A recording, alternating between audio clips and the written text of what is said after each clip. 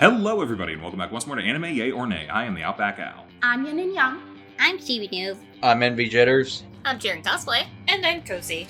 And we're back with the semi-finals of the Mahou Shoujo Showdown. We only got 4 people left in this tournament, and we're going to make them fight to the death. 4 people. Or, you know, they already kind of do a little bit sometimes on their own. Yeah. But yeah. So, Cece, how's that scarf going? Yeah, it's great. Working on week 5 right now. Oh, that's wonderful. You don't have much time to go. No. Yeah, if you want a chance to win CC's scarf, don't forget, link in the description below. Go to the Google Doc form thing in there to put a name, email, something or other. It'll explain it when you get there. Also, leave a comment and a like or whatever on this video, and yes, and you can have a chance to win a scarf that represents all the 32 shows that we have eliminated so far. We haven't eliminated 32 yet, but we're gonna get there. Anyway. For an opportunity for Elle to show up to your house and punch you in the face. I would not do that unless you really want that. Do you really want that? Tell me how much you want that. This is getting weird. Let's get into the actual weird stuff. The Mahou Shoujo Magical Girl things that we watched this week. So we had Granbelm versus Princess Tutu. Again, I had mentioned last time, it's 2 shows I was not expecting to see each other. They are so bizarrely different from each other. But hey, you know what? I'm happy to be here. Is everyone else happy to be here? Yeah. Kinda? All right. I think this has been enough preamble. Let's get into it. So, Granbelm, our locked and loaded champion, our magical girl Gundam thing. What happened this week with them? We continue to not know what time it is because we had 2 or 3 different full moon fights this week. I think we started with one, then there was another one, and then we began another one, but that one's not done yet. And the terrain changes every time now. Anna went nuts last time, and then we saw her full, payday candy bar form. And yeah, she's dead. Or she never existed. So, she's been erased. She's been erased. When you die in the game, you straight up lose your save file. That's essentially what I learned from this. But yeah, they took Nuzlocking to a whole new level. Yeah. So yeah, she had a big old fight with Ernesta to do that whole thing, and now we got our real villain of the series, I think, finally shown up to do her thing with Shisui. Shoujo. I'm gonna. Oh my god, that's gonna be a bad name for me. Blue Hair Girl is her name. Yes. And she. I gotta be real here. She just seems like a shit stirrer. Yep. Famous? Yeah. Yeah, that's fair. Yeah. We found out that she cursed white-haired girl's sister, who is named Shisui. Oh god. You know what? We're naming them by hair color. We're naming them by hair color because that's the only way it's going to work for me. We found out she ate part of her soul, and that's why she looks or talks like her. I don't know. Something like that. Smells. It was very specifically smells. Oh, smells like her. Fun. That's not weird at all. Neither is she. It's fine. Yeah. Anyway, now let's team up to fight her, I guess. And something's going on with not Madoka. Pinky, what's her face? Mangetsu. Yeah, I'm not gonna remember that. And Pinky's got something. We got a whole bunch of people saying oh my god, what is Pinky? Pinky is, we have no idea. And they keep cutting off, and I'm just just say it. And then they're like, she's nothing. And I'm like, what does that mean? But then it's she's a robot. I don't know. She looks like a puppet to me. She's got articulated fingers. Okay, I will save what my ball joints. I'll save what my actual thoughts are for when we get into the actual plot elements of there. I feel like I missed some stuff. Does anyone remember the stuff that I missed? No, you pretty much covered it. Did I? Except for when Anna got erased from history, the previous stepsister or adopted sister became the official older sister. So she replaced her essentially. Yes. So the girl who got eliminated in episode 1 is now next in line of the family. That's and why everyone she's is at scratching the... their heads. Who the fuck? Yeah, I think you had asked me, like, because Yeah. at the end, when they're all sitting there, it's like, why is she there? I'm like, oh, she wasn't important. The thing is Rosa ends up taking her spot. So, yeah, that's why we don't really get a whole lot of her in the first episode, because she does come back. So. Yeah, she's still not important to the plot, other than someone else's Not character right now, at finale. Yes, in the very last episode, she's gonna have a whole thing. Oh, turns out she orchestrated this entire thing. Yeah. Yeah. So, Lol. honestly, here's the thing. This is not the most highly rated show. If it does end up doing what I just said, I could see the low rating. But not the point that we're trying to make here today. Let's actually get into the meat and potatoes of this thing. So, Envy, why don't you tell us, what do you think about the plot? I think I'm going to be the outlier this week because I pretty much guarantee you that the four of you probably didn't care for this show. I actually didn't mind the plots of these episodes this week. Like I said, it's not the best thing I've ever seen in my entire life, but for having the bar set very, very low, I actually didn't mind. Like, 4 through 6, I wasn't crazy about. I kind of just felt like they just were a blur. These ones, I felt like they told their tales well enough. Now, granted, there are some weird things, like that kiss between Al Yuki's character and the sister. I was like, what the hell was that? And I also wrote down, take a shot every time Anna said, or Nesta in episode 7, you'd be drunk, or you'd be dead. I think there's a couple drinking games we could make out of these shows, frankly. Yeah. Probably. And then the mechs, I kind of wrote down, the mechs tend to last a long time, even after supposedly getting a decisive hit. But that's just, anime plot armor. And then I wrote down Mangatsu's an artificial being, ? Because that's kind of what it looks like to me. Yep. But yeah, I like I said, the plot of episode 7 is not original, but I still think it was, kind of dramatic but also I thought it worked well enough for me. They were once, good sisters, but then pressures from society and her own internal jealousy and self-confidence got the best of her. And then episode 8 and 9 is kind of like the fallout of that. But yeah, overall, I give it the plots a light yay. I'll have more to say in characters, but yeah, I didn't mind the plot, so I give it a light yay. If I had bothered to write down any notes this week, I think all of them for Granbelm would just be like screaming.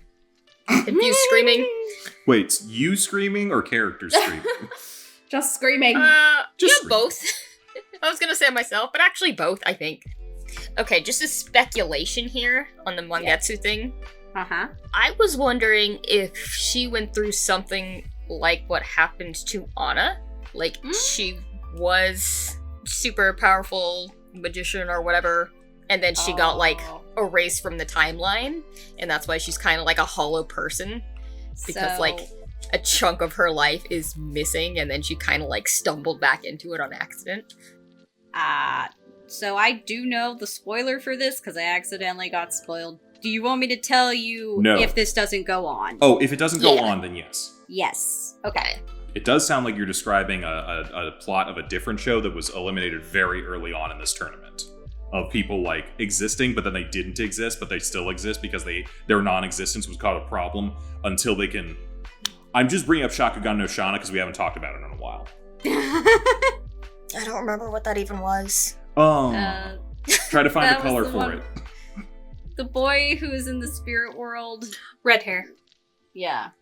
Oh, yeah, that one left zero impression on me. Oh my. That The is Exorcist one. That is Yeah, hurtful. Yeah. I like that show. Yeah, I really did not like the episodes with the blue-haired girl. She's kind of a freak, and not in a good way. Just very uncomfortable with everything going on in her storyline. I will agree with Envy here. I'm not a fan of where the plot is at / where it is going. I feel like we took a very sharp turn this week. But for all intents and purposes, the plot did plot. So, there is very clearly definable stuff going on. We are moving forward. I really wish, I know Shisui, or Shisui show, Sashimi. blue-haired bitch. I know she's supposed to be like kind of our final villain, but I do wish they kind of just gave Anna more time. The wrap up of her arc there between her going insane and then the fight and she's down, she's dead, to no she's not, to she's dead again, no way, Stop it, he's already dead. I wish we had more time to kind of explore that. I feel like it was very underutilized for how built up she has been throughout the series so far. Shoujo being a psycho we could have called from a couple episodes ago. The erasing from existence thing is interesting, as well as like what the fuck is going on with Mangetsu. It's like a light yay. I'm not happy about it, but it did what it set out to do. I will agree that I did not see the erasure from existence coming. So I guess a little bit of points there. I don't feel like I enjoyed this one plot-wise as much as I did the last time around, because I feel like, I don't know, there was something a little more going on last time, and now it's... I'm not bored? I don't know. I'm kind of in a meh-ish area. Maybe like, yay, if I'm feeling generous, but it's a little meh-y to me. I don't know. I feel like we have a lot of good setup for some plots. But then I'm also like, it feels like they're getting drawn out a little bit more than they maybe need to be. And my perfect example of this is Pinky. Mangetsu? Am I saying that right? Mm-hmm. All right. Yep. So Mangetsu, all of episode, what was it, 9? The last one? Yes. Yeah. They keep going, oh my god, Mangetsu, Mageki, she's a... And then they cut away. Maguka?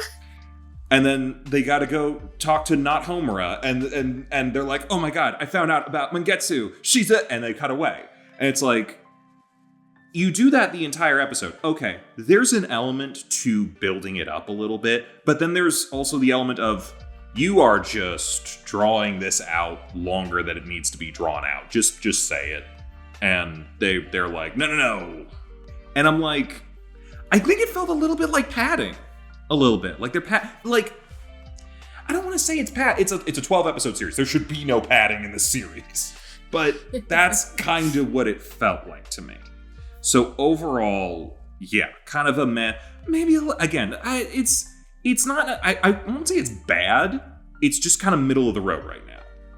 Okay, so my actual thoughts on what's going on now that I got my opinion out of the way. So hear me out. I have two theories. One is the serious theory, and the other one, it's kind of a serious, like, sort of meta-narrative theory, and one is a shithead theory. So my meta-narrative theory is that this is primarily based somewhat on Fate's Day Night and that whole situation.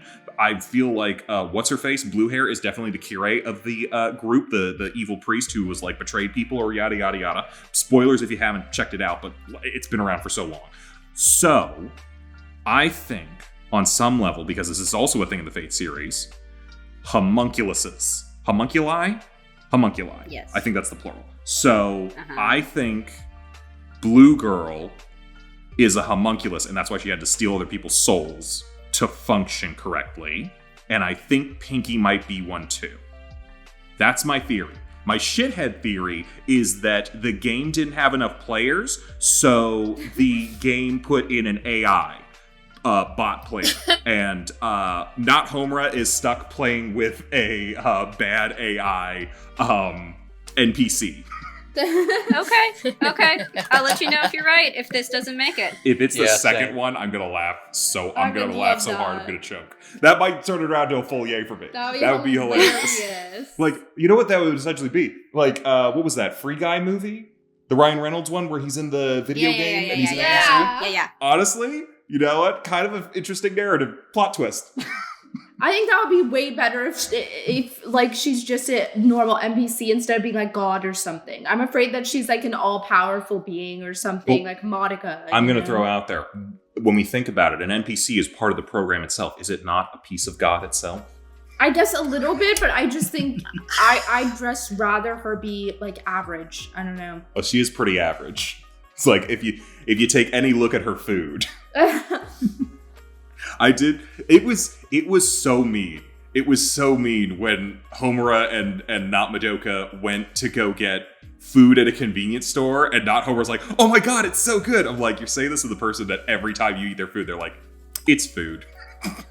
It's so mean. It didn't kill me. I'm just really caught up on the NPCs are part of the programming. Does that not make them kind of God? In a way. That's very profound, but I think also it's in the same way that, like, God created man in his image. So we are all a little bit God. Yeah. Not to get theological. I always view them more like the NPCs are like dolls. Yeah. They do bring up the term doll here a lot. Yeah. And I think that blue hair girl is attained sentience much like Agent Smith in The Matrix. Wow.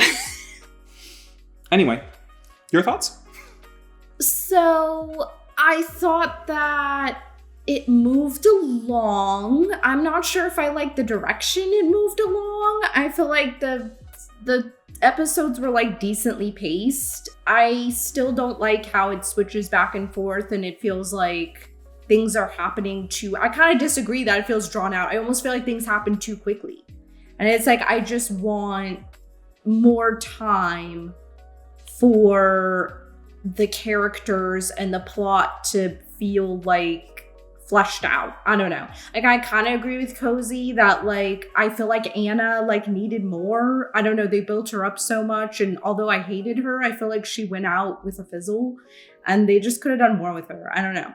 And I just feel like having the blue hair girl as now, like, the main villain or antagonist or whatever, I'm just not sure I like that turn of events. I feel like maybe the story would have benefited from more of an overarching threat that, I don't know, they might just add one as a twist in the end, but I'm not sure if that will feel fulfilling. I feel like if that's going to be the case, it needed to be foreshadowed more. I don't know. It just, like, I feel like for a show that has so many battles, there are zero stakes. I don't know. I just don't care about any of this. And it just hasn't really gotten me to the point where I care still. And we're like 3 episodes away from the end. So I just think there's something about it that's not working for me. There's just something missing. And I think a lot of it has more to do with the characters than the plot.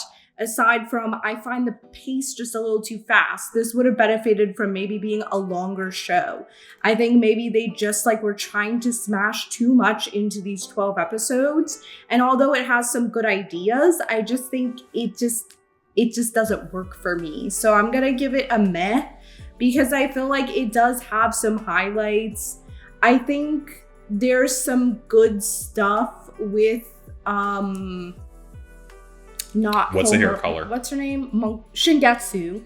I think Shingetsu, you know, with her conflict with Anna, like, had some good stuff. It just wasn't fleshed out well. I think the sister stuff has something good there. It's just not fleshed out well, you know? So it's like, it's not all bad. I just think the execution's kind of poor. Like, that's just how I feel. But I think it could have been really good if they had given it more episodes, basically. So I'm gonna say meh. What if the real villain was the friends we made along the way? Maybe. Wow. Maybe that's how it's gonna end. So I'm in agreement with Yin. I have most of the plot things, like the plot is moving, but there are pacing issues. And I really think that this show would have benefited from having like a Madoka episode 4, like after episode 7 of this show, so we can explore a little bit of like Shingetsu's grief, because Anna is very important to her, as we have seen throughout these couple of prior episodes.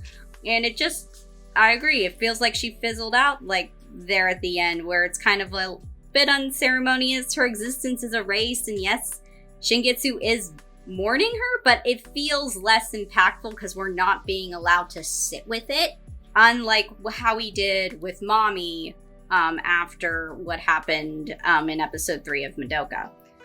I know we're gonna be making a lot of comparisons to Madoka with this stupid show. Speak for yourself. I'm comparing it to Fate. This is just gonna be a thing. We're gonna be comparing it to things that we've already seen that have done a specific element a bit better. Gundam SD. If not Gundam a lot ST. better. But yeah, I really feel like we needed a breather. after episode 7, we did not get that.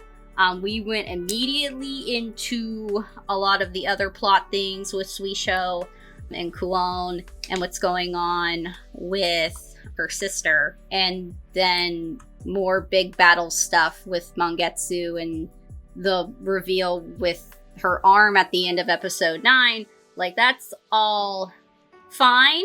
But again, like, I also agree with Al that a lot of episode 9 felt like padding for sure, which I feel like we could have negated a little bit had we sat with some of the more emotional bits of like what was going on with the plot rather than just steamrolling ahead. Yeah, I'm very much a meh. Like, I liked things that were happening. Like, I thought they were interesting, but I feel like this would have been a show that I think would have really benefited from going with, like, the old publishing format where it wasn't, like, 12, 13 episodes a season. It was whatever the fuck the studio wanted to do with it. You know how we would sometimes have, like, weird numbered episodes counts, and it would just, like, end, and it would be fine, and no one would care. I feel like it could have benefited from that. You're like Mr. Incredible. We'll get there when we get there. Yes. All right. Well, Cece, what did you think about characters? I feel like we saw too much of them. Literally. Oh, okay, something that I don't that hasn't come up yet. Mangetsu and whoever it was woke up naked Oh, yeah. in Shingetsu's bed. Oh, yeah. And they were That like, was why weird. did you bring us here? And she was like, what are you talking about? If you don't, like, picture a place and what you were wearing when you leave the battle, you will go to the place you entered from without your clothes. I put Like, that one, under that's world a building really because fucking weird rule. Yes, this does feel like a world building thing, but at the same time, feel like that should have came up the first time you did this. Let's just call it what it Yes. is. They were trying to do fan service, and it was weird. Yes, because That was weird. it was immediately after the, hey, she thinks Shoujo is her sister for a second, and they're gonna make out about it. Yeah. Somebody watched some Star Wars, but not all of it. No. There was, at least we didn't get to see them naked. So I guess that has a slight edge up on half of the shows in this tournament. We just saw they had bare shoulders and they looked under the covers and they're like, whoa! But I did not like the naked children. I did not like the incest. I did not like anything going on with the blue girl. As I said earlier, she's freaky but not in the fun way. And then on top of all of that, Mangetsu's like not a person. Like, okay, just never mind. I think Anna was the only interesting character here, and she's gone. Just not having fun with any of these people. Okay, yeah, can we talk about how they just, in these 3 episodes specifically, were like, okay, good, we got people here, fucking throw the lesbians at them, people, put them out there! Normally I'm here for that. Even between, like, Shingetsu and Mangetsu, I feel like they were definitely taking it more in a romantic twist. You had Shoujo out there like, I like playing with people's hearts. Won't you let me play with you too? Like, it was so uncomfortable. I feel like we did have really good potential, like, with Anna going insane, with Shingetsu's grief, because we do get to see some moments where, like, she's going through all the old photos and she's, like, in disbelief. The whole Kuon sister thing, like, let's all be real. We forgot Kuon existed, okay? Which one's that? The white-haired white-haired girl. one. Oh, I remembered her. I just, The meh. little sister. During the fight with Anna, we forgot she was there. We were not invested in whatever was going on between her and Shoujo in that episode. But they kept cutting to it, and they're like, haha, I cursed your sister. I'ma get you. And I'm like, we haven't had enough reason to care at this point. Like, they introduced Kuan to us, they showed us her cooperating, but why do we care about her? We know nothing. And then they're like, now she's like a sister file. I really thought Anna was gonna like fucking murk her little sister, and I would have gave it so much credit if they had, because I feel like in a moment of insanity where she's already pushed that far, that would have been a really nice touch. And it also could have given Ernesta like some push if she had hurt the only family remaining.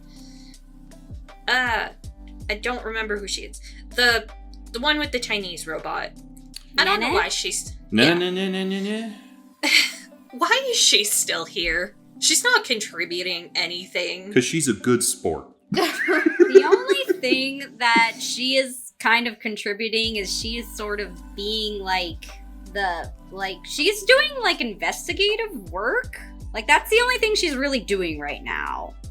Is sort of like giving us information. She's not giving us information, though. She's giving people information that we don't get to know, which is stupid. And then, like, I was so for Mangetsu going, like, psycho, like, some deeper power driving her. I'm not for this. Mangetsu's not a person. She's just a doll or a puppet. Like, just kill her off at this point. Just get her fucking out of here. Like, the show is not even about her, and we are all very clear on that, right? Yes. Yeah. No. They're like, oh, she has nothing, she is nothing. You don't need to state that. You have shown us that very well. She's the blankest piece of paper in the entire, like, fucking multicolored rainbow pack of construction paper. She's just plain white computer paper that somehow got in there. Like, we don't care about these people. They had such a good thing going, and they're like, throw it all out. Throw it out the window. I'm very mad about it. I'm a nay. So, not to bring it back to Fate again, but I will bring it back to Fate again. Which one was it Apocrypha was the Team Holy Grail War thing with Siegfried? Am I remembering that? Yes. Yeah. Okay. Yes. Yeah. This is why I think she's a homunculus, because Sig was also a homunculus, and he was the most bland-ass protagonist I think we've ever had in that fucking franchise, which is saying There's something. a lot of them. Which is saying something. Like, but he has an excuse of, I'm not an actual person. Yeah. The only thing that's interesting about me is that some actually interesting person died to give me his power, and I don't know why he did that. And yet he gets with Joan of Arc at the end. I don't get it. I was kind of, what? I feel like there was a different ending from that game they could have used. I don't know. He probably But- gets with her in the game too. It's audience insert. Dude, they have like 40 to 50 different endings per game. True. There could be a whole wide variety So of one good of and them is bad. right. Anyway, But, we're not talking about yeah. Fate. But it kind of ties back into this because, yeah, I feel like you may have said this at another point, that this show is an amalgamation of a number of different things that we've seen better elsewhere. Yes. And I'm like, I what stand am I seeing in these characters and in the stuff? And I'm like, okay, it's clearly got Madoka Magica, but I can't blame it. There's so many shows that like drew from Madoka Magica afterwards. It's got a little bit of Fate. I think as far as this whole, I don't want to talk about it, but the whole weird pseudo-incest, it's like, okay, it's a mecha show. It had to have drawn from Evangelion a little bit. We had to have that. Like, I don't know what I'm talking about here. I'm talking about characters. Fucking... Yes. I guess some interesting things happen, but I'm also like, not really? And then that stuff that like did happen was like, why?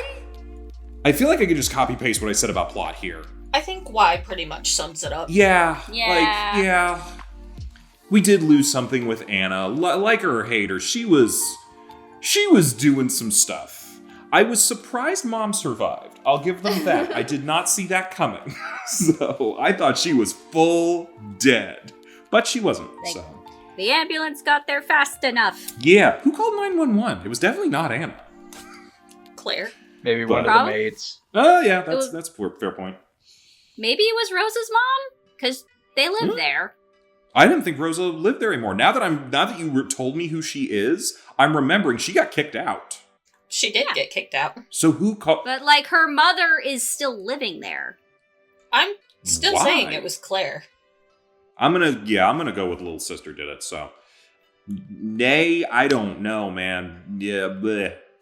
Yeah, I mean, I've had problems with these characters from the get-go. I feel like it's gotten worse now. I don't know. I kind of just have to echo what everybody else said about the pseudo-incest, I think is kind of random. I feel like the shift in focus to the blue-haired girl and the incesty girl is, like, kind of random as well. Like, I don't know. I just feel like we're focusing on something totally different before. And now we're focusing on these characters. And like I said, if this show was longer, it might have made sense. But it's just like, they feel just tacked on. I don't know. Like, I don't exactly know how it's going to wrap up. But I know that Mangetsu is going to be like the most powerful of powerful nobodies. I don't know. Like, she's clearly some kind of robot thing, but I'm sure she'll also be uber special. I don't know. And I'm not here for it. I would like it if she was just a NPC or a robot that doesn't matter.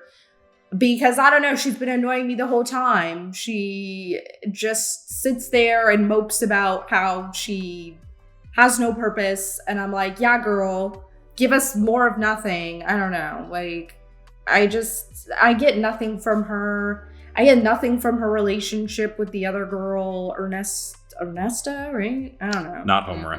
Not Homer, whatever you want to call her. Like, just all their dynamics make very little sense to me. And once again, I just feel like there's something in the writing that's off, not enough time, whatever. I feel like Anna, although I hated her, she didn't need to go out like that. I feel like they could have, like, had her there till the end.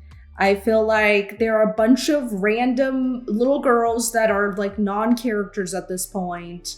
Those brunette girls who are always hanging around, I don't know what we're doing with them. And then who else is left? I don't know. I don't even know who I want to win this thing. I just don't care about anyone, so it's nay. I am very much a meh with how characters are going right now. Anna, the only character that was giving us anything, is gone. She go poof, goodbye. Everyone else is either giving me the heebie-jeebies, or I'm getting really bored of.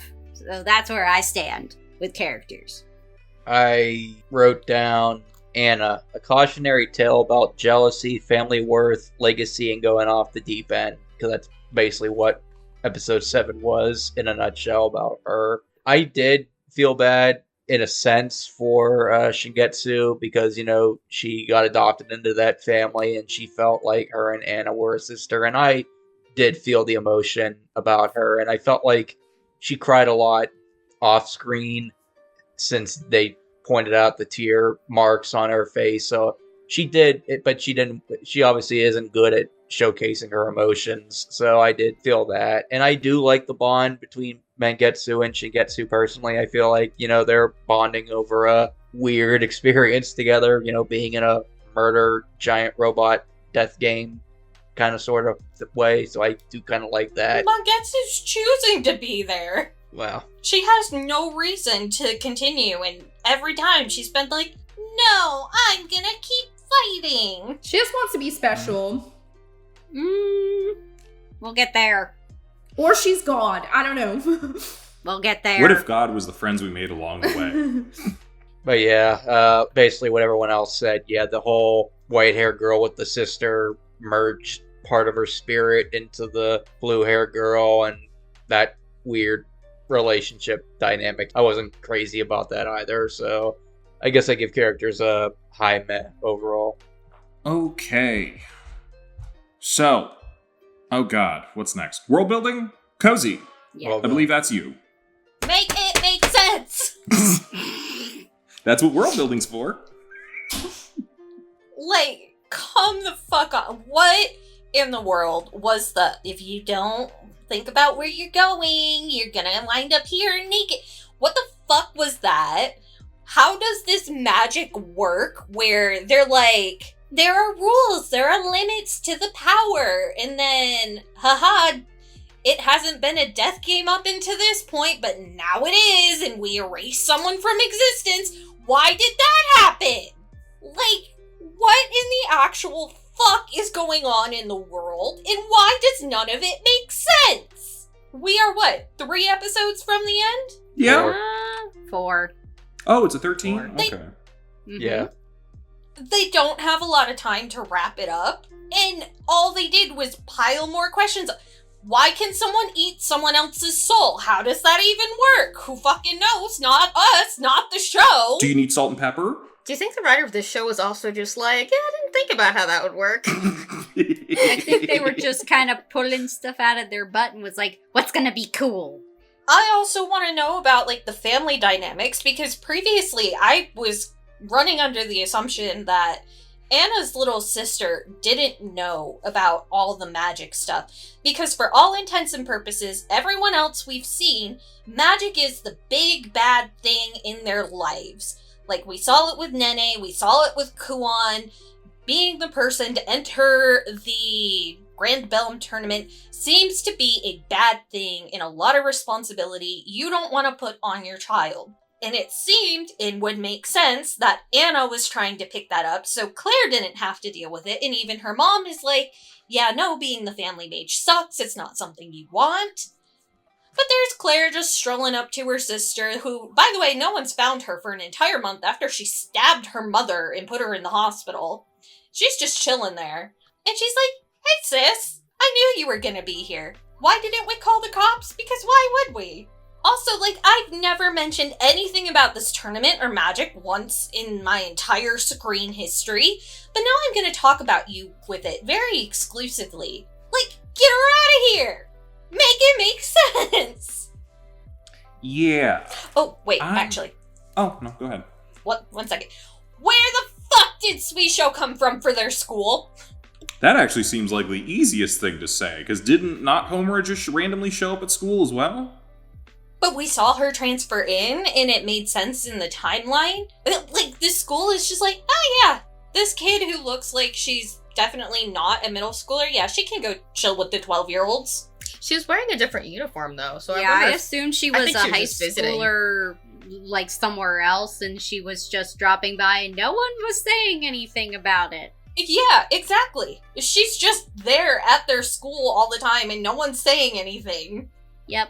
Oh, maybe she's using the sister soul to be like, I belong here. Oh. But Camouflage, cloaking. she showed up in the classroom, like, Oh, yeah, she while did. school was in session. And Magetsu said she's going to the school now. Bitch, where? I think this may feed back into my NPC in a video game idea, because aren't the agents from the Matrix able to just take over bodies wherever they want to go? Right? So, if she's a homunculus or an NPC AI creature of some kind that the game has created, then she can go wherever the fuck she wants, where she needs to go to stir shit. The point is that it's a plot hole. I'm giving it too much credit. Anyway, so my thoughts on world building. I'm trying to think of anything that we learned this week. You show up naked if you don't remember how you went in. That's world building, I guess. It's not world building I particularly wanted to know. There's some... You die in the game, you die in real life now? Yeah, okay. That, again, is something that... Hey, you didn't want, what's-her-face, Pinky, to be part of the game? Maybe tell her that. That would have been a good thing to tell people, if you didn't want them to join the game. But you didn't tell people that, so they joined the game. So... I think, there are interesting things here. The idea of someone taking someone's soul and leaving them with some sort of curse as a result of that, and being able to do certain things like that. Certain magical elements are still working for me as far as world building goes, but there doesn't seem to be an internal logic to it anymore. I feel like there was during the earlier parts of the show. When they kind of, very early in the show, episode 1 through 3, something like that, they had been kind of talking about, oh, here's what magic can do. it costs something to do something else, so you're like removing this thing or doing that, or like when you make a plant grow, it blah blah blah. And other elements of like mage families have a hard life, doing things like that, like all things that kind of like made sense for the world because it had an internal logic to it. It does feel a little bit like they've decided to throw all that out now. A little bit. Because, like, part of Anna's problem being, like, she wasn't good at magic, so she just takes a huge battery and suddenly she's like, but she's good, but she's not good. And, like, I don't know. Some of the magic is, like, it's tough because it's, like, it's magic. It doesn't have to make sense. But also, this does feel like a show early on. It was like, this makes sense. Here's our rules to everything. Because they're trying to be Fate. And Fate has, like, magic systems and stuff in it that are like, here are the rules and here's how it works. And yes, there are certain conditions to break those rules, but they're rare in a lot of cases. I mean, something as simple as like we had in Magic Knight Rayearth, where it's, you know, your magic ability is as much as your willpower is. Yeah. Could have fixed a lot of it. Yeah. And instead we ended up with Ernesta, oh yeah, no matter what she does, she can't ever beat me, to Anna pushing her shit in. Yeah. I feel like this show's running out of steam. Yep. And it's kind of hitting that point that it's like, we don't care as much whether we make sense right now, so we're just not gonna? I don't know. It, I think it's kind of, yeah, it's kind of a nay for maybe a light nay. I guess we learned some things, so there's that. But it's also like, I'm not sure whether they are contradicting what came before or not. Maybe I'm just not paying enough attention. But it's also like, but you didn't make me pay attention. So what am I supposed to do with that? You know what I mean? So yeah, I think I'm probably a nay on this world building. All right, so Yin had to step out for just a minute. Let's move on to the next person, and if we come back around, we'll come back around to them. Okay. So I agree with the consensus of make it make sense, because these are interesting things, but I feel like, and I'm someone who is okay with, I don't need to understand everything. Like, some stuff can be ambiguous and I will still be okay. Like, it doesn't all need explained right away. This, I'm kind of like, please tell me what the fuck is going on, because why is she gone? Why are souls now being brought into this? How did you eat her soul? What is happening? What is going on with the thing with the clothes? And why wasn't this shown in episode 1? Because Mangetsu wouldn't have known what this was, and would she have even known, like, to think about that whenever she came back to the thing? None of it makes sense. No, I think you're right. I think it did show her populating back into the school. Okay. Clothed, like, though. Yes, like, the thing is like, would she have thought to go there, though? Like, my thing would have been like, this is a dream, I'm waking up in bed. Yeah, exactly. Like, I don't know. But, like, that does match the thing where it's like, oh, if you're not thinking about where you want to go, you just get spit out where you spawned in. I get that, but it's also like, I guess for me, if I was a total noob in that situation and I didn't really know what was going on, my brain wouldn't have been thinking about where the last place I was. I probably wouldn't even fucking remember where I was. I'd be too freaked out. She was really emotionally attached to the bento boxes she lost. Okay, that's fair. So, maybe she was really honing in on that bento box, but still. Makes sense. She's boring like that. Why wasn't this brought up before, I guess? Like, get all the weird shit out of the way. Because how were they supposed to fan service? You can do it early. Get the shit out of the way, and then we can move on to the more important stuff. Yeah, get the shit we don't like out of the way early. That way we can eliminate you from the tournament early. Yes. Yeah. All right, I'm done. It's a nay for me. Yin is back. Yes. Am I? Welcome back. Or what's going on? Yeah, we kind of skipped you, but we can pop you back into circulation. Okay. Yeah, we kind of assumed it'd be bad. Yeah, that's fair. That's fair. So world building, I feel like the new stuff we got, I don't know. Like, I guess the poofing out of existence thing was kind of an interesting development. I don't know. It makes me wonder, like, does that happen to all the girls that lose, though? Or is it just the girls that are killed? Is that fair to say? Well, we've seen Nene and Rosa lose. Yeah, so it's just the And girls they're that fine. die there, right? If I'm remembering correctly, Rosa Nene was and Rosa. obliterated. Yeah, Nene and Rosa, their gems got broken. Anna was stabbed through the back and So out of her chest. So we haven't seen anyone else, like, die. No. Okay, so... No, there's no way. Mangetsu fucking obliterated them to smithereens. Who? Both Rosa and Nene. But they walked out, and we didn't see a body in the game, so Nene, she went psycho shit. if soap opera rules count. Wait, so yeah, I don't know. I'm not sure. I'm a little confused. So I guess I don't know if I like that development or not, because I don't know if it makes sense. Her own hate of not wanting to see Ernesta again wiped her from existence. Yeah, maybe it was like sheer willpower. I don't know. She's like, if I can't be the best, I'm just not gonna exist, you know? I don't know. The But ultimate petty revenge. yeah, but it could have been kind of interesting, but once again, I feel like it should have happened later, just for like her character as a whole. But I don't know. Like, as a world building thing, I guess like that was something. I think it sounded like from what I heard, we've already talked about the waking up naked thing, which doesn't make any sense. So whatever. Had to talk about it. Oh, wait, I do actually have a theory on why she disappeared. Yeah. She was an NPC. Ernesta, no. Ernesta did say, I will disappear. You will never have to see me again. And hey, it was kind of true. Anna will never see her again. So Yeah. I think Ernesta might have like genied her out of existence on accident. Who Damn, knows? you're not supposed to get your wish until the end of the game. Yeah, I don't know. Either way, and I guess like we're getting some like hint of what's going on with Mangetsu, but I can't really count it because we haven't seen who or what she is yet, even though we can all take our guesses.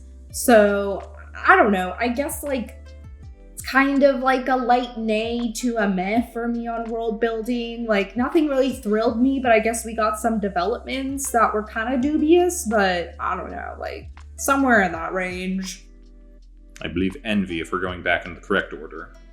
I'm the one man out. I actually didn't mind the world building this week. Minus the bed thing. We all agree that is weird, but there was other things about the world building that I liked, like the different mechs using different elemental attacks and spirits in battle. I did like that implementation. I personally thought it was interesting how whenever Anna was defeated, it created a whole new timeline. And then stealing a piece of the sister's soul I thought was interesting, even if, yes, it led to some weird developments afterward, but the whole concept of that is interesting.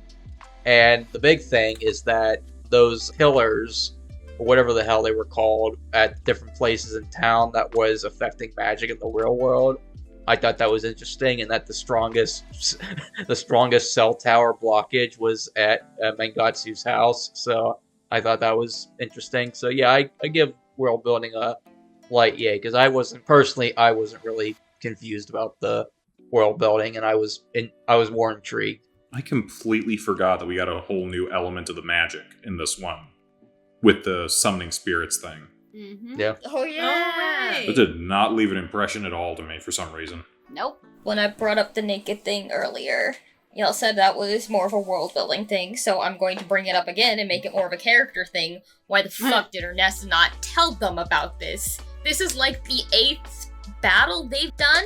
They've been going at this thing for the better part of a year. Yeah, that is a weird And thing this to is the think first time about. she mentioned it. True. So Ernesta's also a pervert. She hauled them naked into bed. Yeah. And then she was just like, oh, you guys didn't know? I thought you just wanted to be here without your clothes on. Why didn't Kuon know?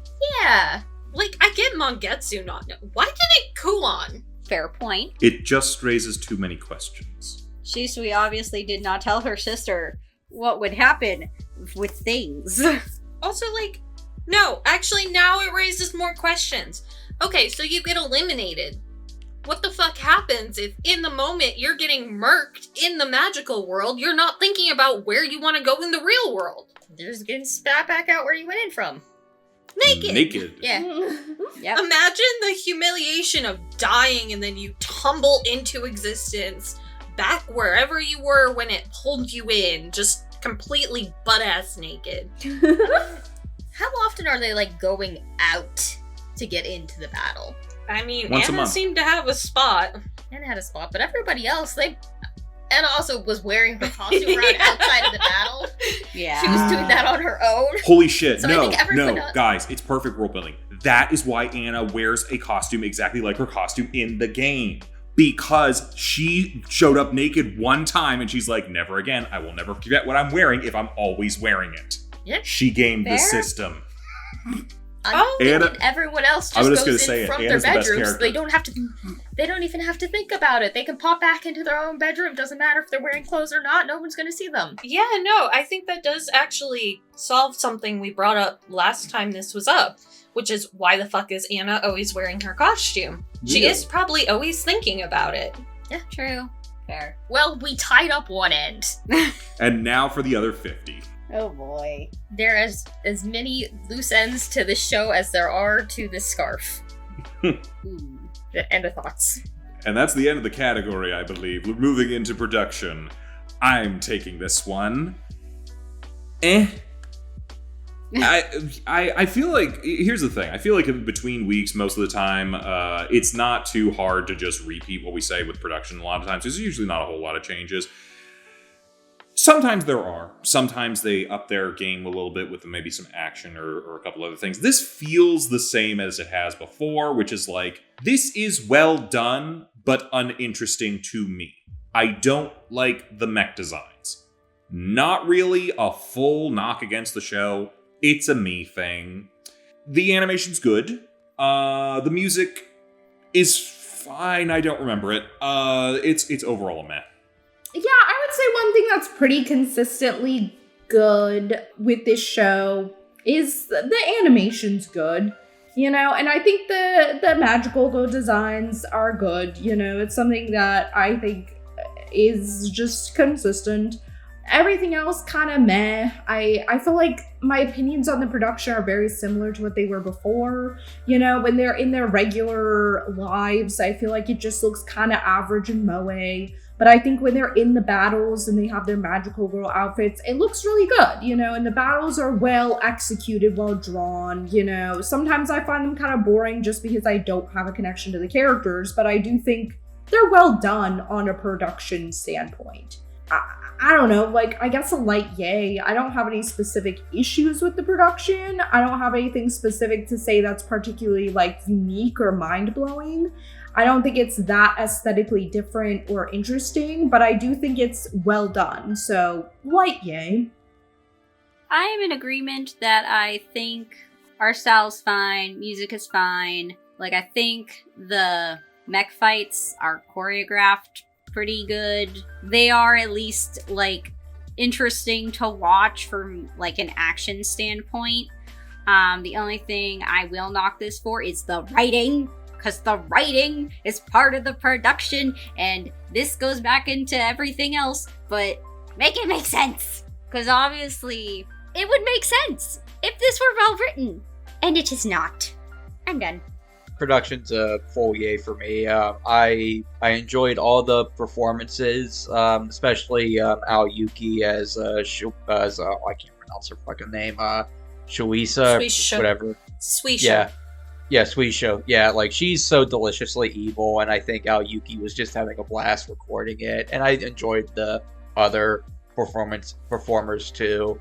Anna's voice actress, I'm sure she blew her voice box out recording episode 7, so there's that. And speaking of episode 7, the whole fight between Anna and Shingetsu, I just can't even imagine how long that took to animate, because I'm just, all the cuts and all the different flashes and et cetera, I appreciate that as someone who feels bad for the Japanese animation industry at times for how often overworked they are. But I can tell you how long it took. about a week of all of the animators not getting any decent pay or overtime or sleep or bathroom breaks or eating breaks or really any breaks at all. But yeah, as far as production, yeah, I don't have any complaints with production. Okay, I think I've done enough complaining about the naked high schoolers. Middle schoolers? I think Middle school? schoolers. Makes it worse. Ooh, that's worse. Wait, hang on. Mangetsu's a middle schooler. I'm pretty sure Kuon is younger. I think he's like in elementary, in the elementary school. school. Because she had the dress. Ooh. Yeah, that the Uniform. little sister had. No. Ooh. Yeah. Okay, so this children. made it worse. Ooh. I've said my piece. I won't complain about that anymore. I'll say some positive stuff for the production. They did a great job holding their cards to their chest, so we didn't know that it was super perverted until like the 8th episode. Sixth episode? Yeah. 6th episode. Woof. They Okay, waited until they got halfway through. Halfway through, before they let us see that they were perverts. So that's kind of cool. Didn't blow their whole load in the first episode, Don't say like some that of the other like shows. Also, they managed to not show any like panty shots or actually show them naked. Just implied. Just implied it. All we saw was some bare shoulders. We weren't subjected to as much pedophilia. So good on them for that. Yeah, that's all I got. Obviously, it's beautifully animated. It's scored pretty beautifully as well. I do agree with Chibi that like the writing is a huge discredit and disservice to kind of what they had going on and where they were going.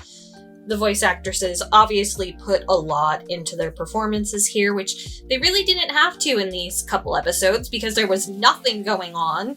The only other thing I kind of want to talk about in other people who've seen like a lot of shonen in general, and especially like mech battles, a lot of the times they can be really like illegible where you cannot for the life of you tell what is going on, like where certain fight aspects are coming from. But I feel like in the show specifically, like they did a very good job of actually choreographing the fights and showing it in a way that like made sense even if they were jumping around. Like in the episode where we had Shoujo with the fog and we were like, oh no, she's attacking them from the fog. I feel like it was very easy for us as the audience to pick up on that they were actually attacking each other, which is a nice and refreshing change of pace from 8 million jump cuts of I don't know who kicked who or who bit the other, but something happened. It's like, technically speaking, they do a very good job. I'm just mad at them for it at this point. All right. So, I think that leads us into final thoughts. Yin, why don't you give us your final thoughts? I'm still a Granbelm hater. And I have been since day one. But yeah, I feel like it took a turn into kind of worse for me. I don't know. Like, it hasn't given me much of a reason to want to keep watching, except for it's almost over anyway. And it's like, okay, well, maybe I could see what happens to Mangetsu. And if she is an NPC or a god or a robot or something in between. That's the only thing that would make me want to continue, is just having that answer.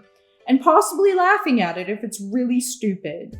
Otherwise, I don't like the characters. I don't like the direction in terms of how they're going with the antagonist situation, or the fact that they really didn't flesh out these stories very well. I kind of wish there was more of an overarching something going on aside from they just battle once a month and whoever wins. I don't know. Like, I just feel no connection to the show. I find myself bored a lot throughout and just confused during other times. I think there are some highlights. I mean, it looks great. I think the animation, the production is really good. I think there are some good bones here if they had the time to flesh them out. I think there are aspects of the story that could be really interesting, but it just wasn't executed very well, in my opinion. So I am still going to give it a nay. So I know we jokingly all call this show Granbelm instead of Granbelm, Well, I will say that this show was really blemming this week. Was indeed. It... blam, blam, blam, blam. It... Like, there are things here. There are moving pieces that are interesting and characters that I feel like could have been used in different ways or had them at least like expanded upon or kept in longer.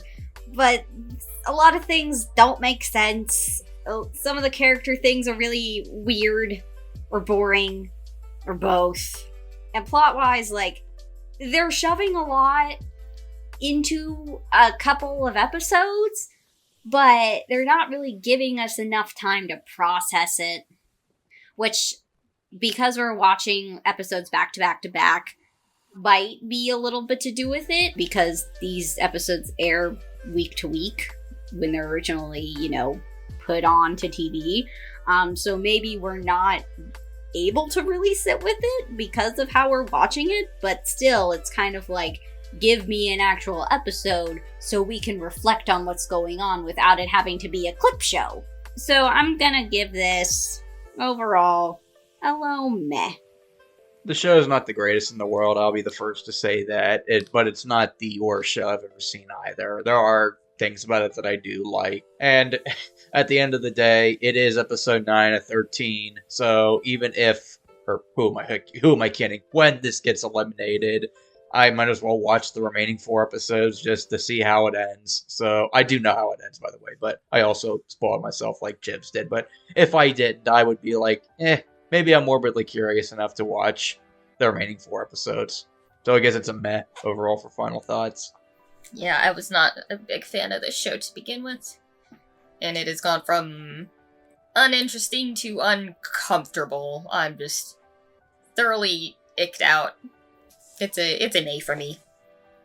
I'm just, really disappointed overall. Because, there is a reason this advanced over Utena. Granted, Utena had a bad showing when it was up against this. But, it had the potential to do something. And they really were just no. Lesbians. Hear me out. That's all it's really about, is lesbians. One could say the same thing about Utena. But it does it better. Utena was always about lesbians. He probably does. I will find out after the tournament. But, I wish, instead we had gotten, Anna continuing as the villain. I feel like tacking on Shoujo is really a disservice to the show in general. And I kind of have an idea of what the overarching, plot behind Shoujo and Mangetsu is, but I don't know, it had something, it fumbled it, and that's always sad to see. Especially when so much of these 3 episodes, they could have been doing something, but they were no. Underage girl being sexually assaulted. Yeah. I think the difference between this and Utena is lesbianism is part of the foundation of the plot of Utena, while here it was just surprise.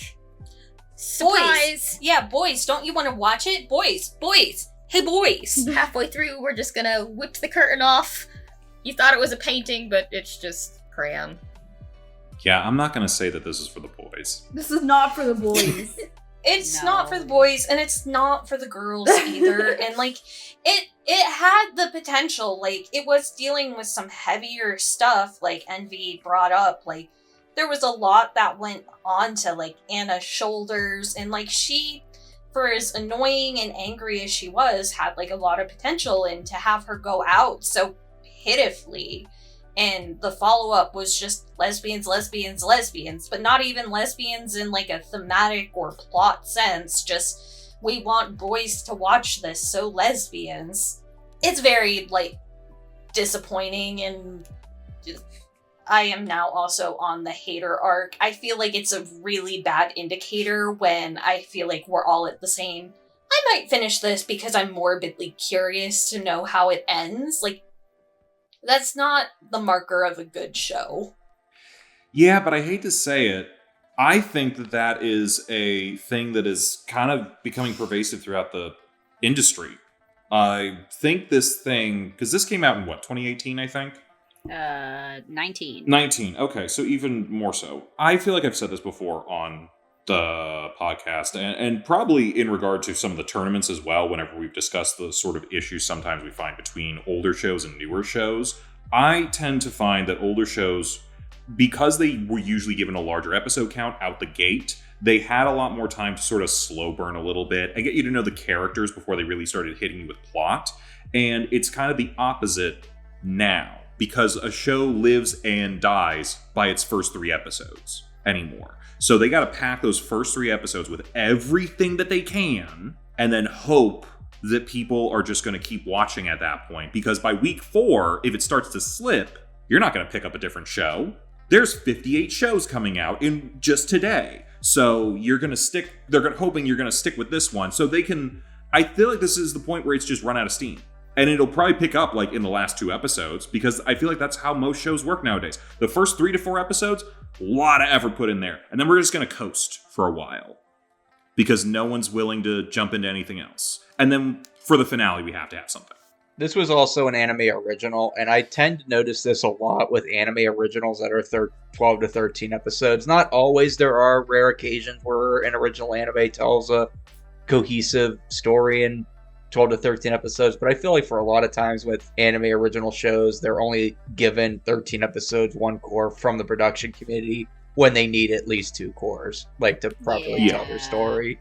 Yeah. And it's like, I get that from a business sense, because it's like so much stuff is coming out. How much can you like invest in a particular time and all that other sort of thing? But it's also, I hate to say it, I think ultimately the solution to this is let's just make less anime each year. I hate to say it. Good luck with that. No, yeah, Good I know. luck with I think it's just it's kind of, I feel like it's kind of becoming Ouroboros and the industry's eating itself a little bit. That's probably not the best metaphor for it, but it's you know what, we're in late stage capitalism. This is what things are. So, But I do think you bring up a very valid point there, though, because Yeah. like, what could this have been if they told the story that they wanted to tell originally and not what they were constrained to due to budget and approval? and I hate to say it, there's I feel like, a ton of shows that you could say that about nowadays, unfortunately. yeah, I feel like this could definitely have benefited from at least like maybe like another 3 or another 6. Like, just, you know, who cares if it fits like a normal like 12-week, 13-week season? Just make it however long it needs to be, and then, yeah, you're gonna have a free time slot. Fill it in with something else that's a little bit shorter. Yeah. And I also kind of miss the short, like, 3 to 4 episode animes as well. Sometimes those are fun little OVA series, and we don't get those anymore as much. True.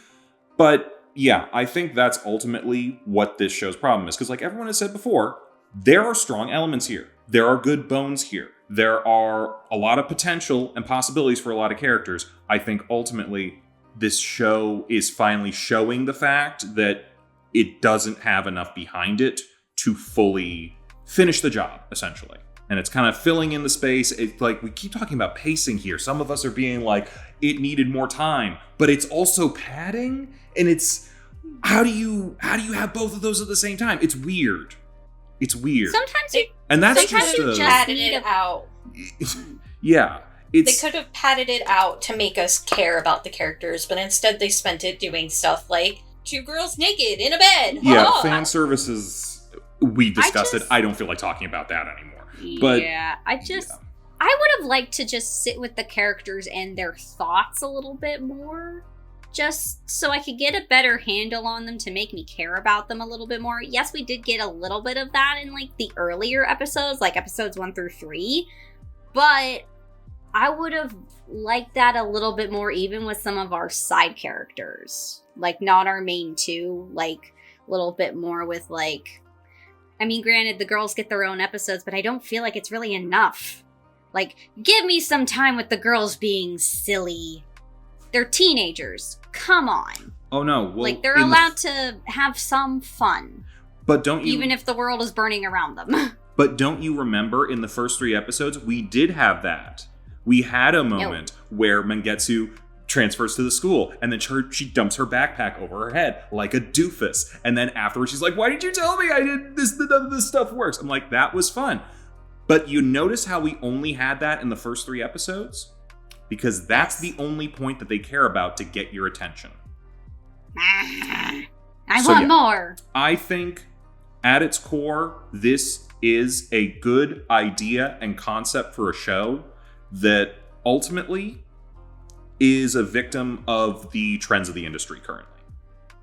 So at this point, and especially for this week, I'm kind of like a light nay, maybe a full nay. I'm jumbling between meh and nay for most of these categories. I'm just going to say light nay and be done with it. And I think we're done with it, unless anyone else has anything to say about the show. Nope. Okay. I think we talked about it long enough. True. What should we talk about next? I'm thinking Princess Tutu. So Princess Tutu, episodes 7 through 9, the plot done started plotting, I think. Is the main thing that I could say is going on here. Yes, we are still having the little inter-episode things of like, the little stories or the little heart shards, and they're doing this thing. But let's be real here. What actually happened this week? We got a villain. We got a villain showing up. And we got a villain showing another villain showing colors that maybe that they are a villain but are not a villain. But then there's also the overarching villain of, I don't know. It's Villains Week in Tutu Land.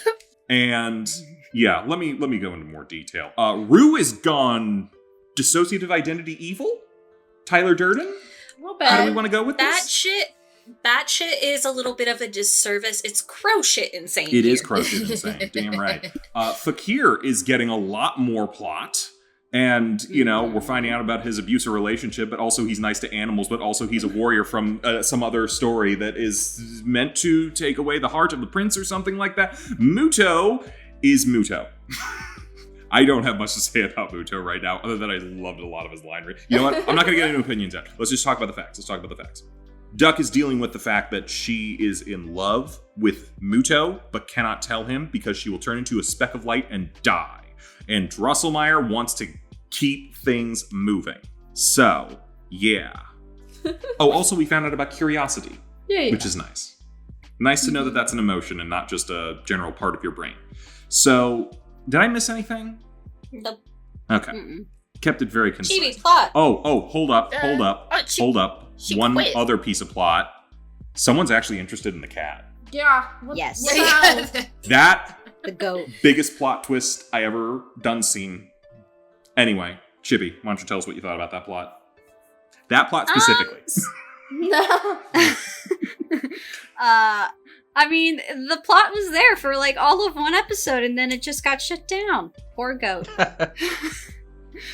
So, in comparison to the last show, this plot is plotting in a way that I actually feel like a plot should be running. It, like, pacing wise, this worked for me. So, we're getting Duck having some conflicts, mentally, emotionally, because she realizes that giving Muto back his emotions is in part sort of hurting him, but also it's kind of like he needs to regain them. And Muto himself is even kind of he's confused and he's kind of he's like, what would it be like to actually have them back? Would it really be such a bad thing? So we're continuing with the plot of getting his heart shards back to him. And then we get the reveal of Princess Krahe, who is Rue, which if we didn't think she was gonna be spoilers, well, she's here and it's obvious. But it's one of those things where it's kind of stuff is happening with her and it's interesting. And then we get some more stuff with Fakir and sort of all of his stuff going on, which turns out and I guess it's he's got stuff going on, but that's more of a character thing, so I'll leave it for that. But yeah, stuff and things are happening, so I'm gonna give this a light yay. For plot, I wrote down, nobody except Duck wants Muto to have any emotions at all, and I know they explain later, which I guess I could talk about in world building, but also Muto, because he's the prince of the story, and he deals with great tragedy in the books, and now everyone wants to protect him by not having him have emotions, which is something. But I also wrote down, Muto can't be left alone without being tempted. Like, he just literally just dolphin dived into the water. Maybe Fakir has somewhat of a point. Maybe you can't trust Muto to be on his own. And then I mean, he jumped out a window without his pants on in episode 1. What do we expect? Hot Full take. balls Well, out. Hot take. Fakir did nothing wrong. well, I mean, is fear and self-control are somewhat of emotions, so I guess there's that. And I also wrote down for plot, Princess Tutu no more, because like during the episode 7, she pretty much gives up her powers, kind of like Spider-Man did in Spider-Man 2. So I kind of wrote that down. I was like, it's a stupid comparison, but I thought of that. See, now all I want is to have Rue have Princess Tutu's costume pinned up on her wall, be like, he's a menace! I feel like in that moment, it should have been Duck giving up being a human, because she wanted to be a human to dance with him. I mean, no, going by that logic, you needed Fakir to have that costume pinned up. It's like, perhaps I was wrong about her. Perhaps she wasn't a menace. Perhaps she was the hero that we needed. And then Duck comes in, takes the outfit like J. Jonah Jameson. I knew it. She's a menace. He's a Damn it. thief! Give me. Oh my god. We should rewatch those movies. yeah. Those movies are great. But Rue's wearing yeah. the black version of Princess Tutu's outfit. She's not Venom in this scenario. We're talking about Spider-Man 2. We are not talking about Spider-Man 3. We've already watched that for the podcast. Go check out that episode. It's basically No, But and yeah, Brock that- here. But yeah, that's basically my thoughts of the plot. Yeah, I again, this would be more of a character thing, but I did like that episode where Duck decided that she was going to give up being Princess Tutu. And I think that's the furthest we've gotten out of a reluctant hero. Everyone's always like, they drag their feet a bit, but they still do it. And she was just like, no, I'm not doing this anymore. Like, threw her pendant away. She did take it back, though, to save Mewtwo, because he cannot do a thing for himself. No. Yeah, I don't know how to talk about the plot without just talking about the characters. I like what's going on with Rue. I like that we're getting, like, more of the villains' stories. That's all I've got. The plot is plotting. That is certainly a thing that is happening. I do like that they're trying to lean into, like, an overarching story here.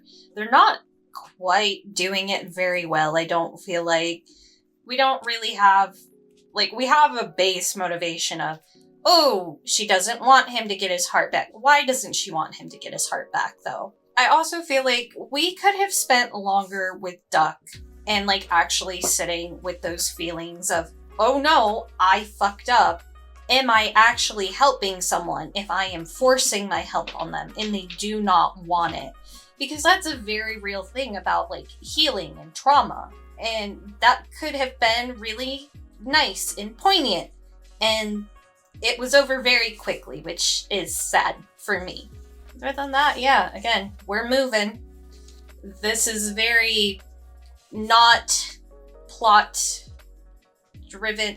I don't know how to describe this. Neither of these shows, like, the plot was very, like, just plot. Like, a lot of it was either, like, world or character driven. So, like, I feel like there's not much to say about plot in just by itself. How many times did I say plot? A lot. But let's think about the plot for a minute and why I liked this plot. So Utena's been out of the game for a couple weeks now, and I have been missing the melodrama of a soap opera, and it is back, baby. That is the plot that I am looking for. Let's get melodramatic with this shit. And it's giving me a lot. I'm liking it. I'm enjoying myself. I'm liking the villains. I'm liking that maybe the villains aren't villains, but are maybe misunderstood. Maybe they're just the protagonists of their own stories. We don't know. What's going on with Chuck? I'm just gonna call Drosselmeyer Chuck because I'm on a supernatural kick right now. Don't worry about it. But yeah, so what's going on with Chuck? He's the villain, right? He's definitely the villain. He's definitely the villain. So that's kind of fun. You're now fighting God.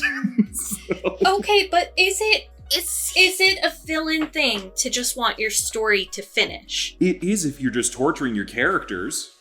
He's not, I though. think Every- that's come what on. makes a story. Guys, every author is the true villain of all their stories. It's just the nature of things. It's Yes. fate, which is what Like this the- show keeps telling us. It's fate. The very opening blurb was that he didn't finish the story. Like, that was his Yeah, one what a dick regret. move. All he wants is for the story to finish. So- And Duck is like, no, I'm gonna stall out the plot. Yeah.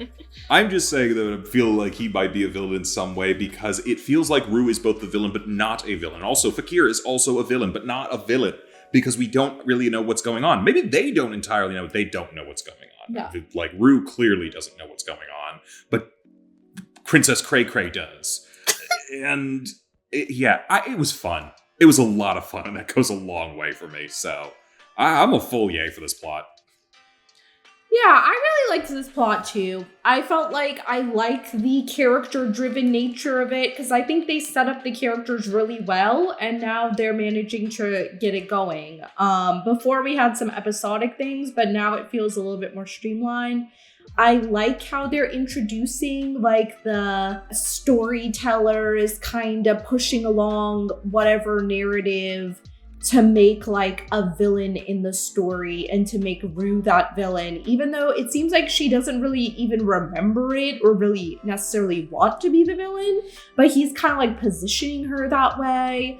And I don't know, I think it could be interesting. I think he does have some villainous nature in the sense that I feel like he's manipulating the story, and eventually like the main character, Princess Tutu, she's gonna want to fight against like the ending where she can't be with Muto, of course. So I feel like he's at least gonna be the main antagonist because he, in his ending, if she's with Muto, like it's not gonna work out. So I feel like he has to be the final boss, you know? And I feel like Rue might be one of those characters who's an antagonist for now, but turns good later on, or maybe has a tragic ending, but I can see her like turning into a good guy or something. But I'm interested in like her being the villain, quote unquote, for now. And at least like it made her more interesting having like the mental anguish about like, who am I really and stuff. But that's more a character thing. But in terms of the plot, I liked these 3 episodes. I feel like the last episode thrilled me a little bit less than the first 2, but I feel like it was still good and tied a lot in. I like this stuff with Muto. You know, he is useless, but I enjoy seeing like him gather a couple of things like his curiosity about stuff. Like I feel like he got a little bit of a spark of personality back. And like seeing his like small little shards come together is kind of interesting. I'm kind of invested, even though he's like nothing. I am invested in him becoming a person. He's useless with a purpose. He's useless with a purpose, and I am actually invested in his relationship with Tutu. I think she's very cute, and I still am enjoying her journey. So I liked everything that was going on this week. I give it a yay. All right. Envy, we're talking a lot about characters. Why don't you tell us what you think about them? Yeah, so I will say out of all 4 categories, the characters for me dictate how much I enjoy or dislike the show. And I'll be honest, I know a lot of people like the show and more power to them, but I feel like with each week I gain personally less and less interest in the show, and it's mainly due to Duck being the only character I really like. Muto is he is a character that I kind of like in the sense of you're programming a computer program to feel love. So there's that. Obviously, Rue and Fakir are the characters from the book, and it's obvious that Fakir doesn't want Muto to go into despair again, and that's fine. I get that, but he doesn't need to be in a domestic abusive relationship with Muto every 5 seconds. Like, watching their scenes made me feel really uncomfortable personally. Like, him basically doing all the traits of an abusive relationship. Like, you do as I tell you, I know better, you don't know better, and literally slapping him. It's like, imagine if that was a girl. Like, imagine if Muto was a girl and he did that to her. So, like, that made me really uncomfortable. And then Rue, now she wants to be friends with Duck, and now she's secretly possessed by the main villain of the book, and she's the jealous princess or whatever or something like that. I did like Muto getting more emotions and him falling in love with Princess Tutu, and him standing up. I did appreciate that, but like I said the last time we talked about the show, a lot of the main side characters I just don't like, and it makes me enjoy the show less and less as the weeks go on. So I'm going to give characters a light meh to a high nay. Yeah, okay. So, Rue is getting kind of spicy, but she doesn't know that. And that's fun. Duck kind of went through a lot when she decided to give up being Princess Tutu and seeing Muto was in trouble and taking it back because she does care about him. She also was debating telling him that she was Princess Tutu. She's like, I don't want him to find out that I'm just a duck. But he cares a lot for Princess Tutu, and he doesn't really notice me in my normal girl form. But he knows that Princess Tutu cares about him and is trying to help him. So maybe I should just tell him, be like, yes, I am here for you. But I don't want him to find out that I'm just a duck, even though half of our classmates are animals. So what does it matter? I do like the one student that's into the teacher, because he's finally, like, realizing how creepy he's being, I think. Correction, I think she's a faculty. Better. Mm-hmm. Much better. We love that. I thought she was a student. No, she doesn't wear the uniform. Yeah, Right. and she kind of has, like, sort of like a, I don't want to call it a granny dress, but No, it's a granny it dress. reminds me, yeah. Granny dress. Oh, and then the heart shard for, what was it, like, passion or obsession or something? Devotion? It was into devotion. That was it. It went into an art student who found that she could suddenly only draw Rue while she was dancing. She was like, I used to be able to draw, like, still lives of landscapes, and now I can only draw Rue. I'm like, are we entirely sure that she has a heart shard? She could just be really into Rue. Yeah. Have you considered lesbians? But in, like, a normal way. That would not be a normal way. It was more normal than what was going on in the last show. Everything's relative when we're talking about normal in these shows. Yeah.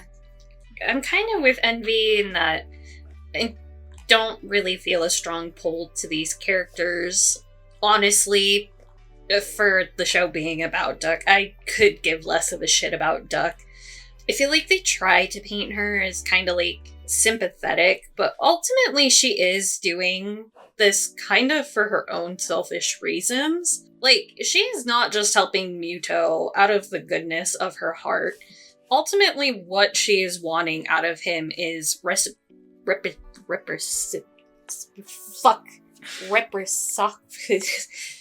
a way to pronounce this word. My brain is not thinking of it. She wants that one.